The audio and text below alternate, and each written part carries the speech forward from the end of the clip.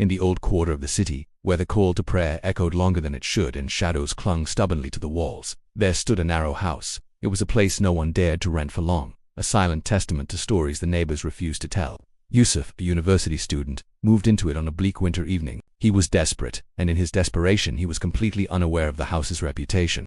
The landlord was a jittery man who avoided eye contact as he handed over the keys. His words were a low mutter, almost lost in the wind. "Just keep the place clean," he said. "And don't pray after midnight."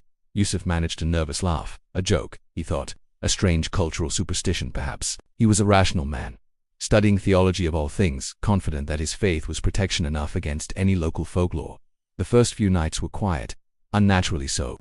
The kind of quiet that feels heavy, that presses in on you. It was then that Yusuf noticed the prayer rug. It wasn't his. He was certain of it. But every morning, after he completed his Fajr prayer, it would appear, neatly folded in the corner of his room, perfectly aligned with the Qibla. The rug was old, ancient even.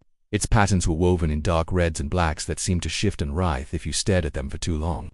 Confused and a little unsettled, he decided to ask the landlord about it. He found the man sweeping the alleyway, and when Yusuf mentioned the rug, the landlord's face went pale. "That rug," he said, his voice barely a whisper, "has always been there." He offered no further explanation, just turned and hurried away, leaving Yusuf with a growing sense of unease. The feeling of being watched intensified. The shadows in the corners of his room seemed deeper, darker. The silence was no longer peaceful. It was expectant. On the seventh night, Yusuf was jolted awake by whispers. They weren't coming from outside, or from another room. They were coming from beneath the floorboards. It was a chorus of layered voices, murmuring verses of the Quran, but they were wrong. Horribly wrong. The letters were stretched into unnatural, hissing sounds. The pronunciations were twisted, grotesque parodies of the sacred words. It was as if something was trying to imitate the holy text without any real understanding of its meaning, its sanctity. A cold, visceral fear tightened its grip around his chest, his breath hitched, his body trembling. He pushed himself to his feet, his eyes darting around the dark room. His gaze fell upon the prayer rug in the corner. Drawn by an impulse he couldn't explain, he reached for it. The moment his fingertips brushed against the coarse, ancient fabric, the cacophony of whispers stopped. Instantly, the silence that fell was more terrifying than the noise it replaced. The air in the room grew heavy, thick and cloying like damp soil. His small lamp flickered violently, casting dancing, monstrous shadows on the walls, which seemed to breathe, to pulse inward and outward. Then, a single voice spoke.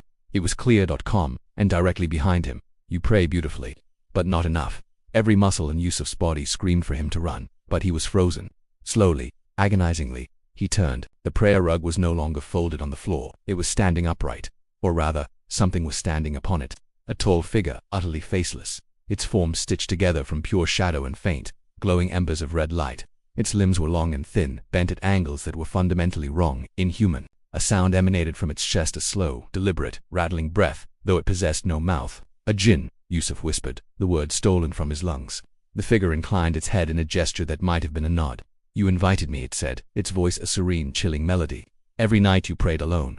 Every night you stayed after the prayer ended. You listened." Yusuf's strength gave out. He collapsed to his knees, his heart a frantic drum against his ribs. He tried to recite the words of protection, his voice cracking. "I seek refuge in Allah from you." The jinn's shadowy form rippled like smoke in a faint breeze. A soft, almost gentle sound came from it, a mockery of a sigh. "Too late," it replied softly. "You prayed with me." The last flicker of light from the lamp died. The room plunged into absolute, suffocating darkness.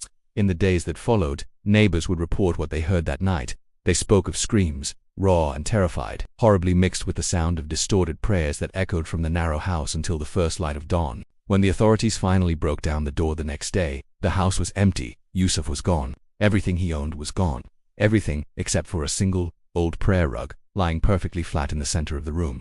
When an officer cautiously touched it, he recoiled. It was still warm. And ever since that day, those who are brave enough, or foolish enough, to pass by that house in the dead of night swear they can hear it. Faint, whispered verses rising from beneath their feet. A patient, waiting echo, looking for someone else who prays alone, and listens just a little too closely.